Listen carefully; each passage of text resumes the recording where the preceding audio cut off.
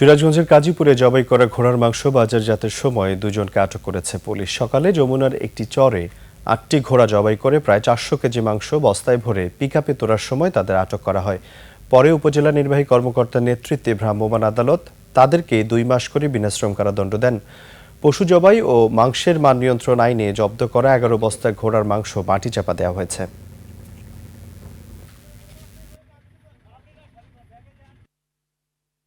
গোপন সংবাদের ভিত্তিতে খবর পাই যে এরকম এখান দিয়ে হচ্ছে আপনার ঘোড়ার মাংস পাচার হচ্ছে। তো তার উপর ভিত্তি করে আমরা তাদেরকে ধৃত করার পরে তাদের জিজ্ঞাসাবাদ করি এবং জিজ্ঞাসাবাদে তাদের সত্যতা স্বীকার করে এবং পশু জবাই ও মাংসের মান নিয়ন্ত্রণ আইন 2011 4-এর 1 ধারা ভঙ্গ করায় তাদেরকে 2 মাস বিনাশ্রম কারাদণ্ড এবং 1000 টাকা অর্থদণ্ড, অনাদায়ে আরো 1 মাস বিনাশ্রম কারাদণ্ড করে উভয়কে একই দণ্ড আরোপ করা হয়।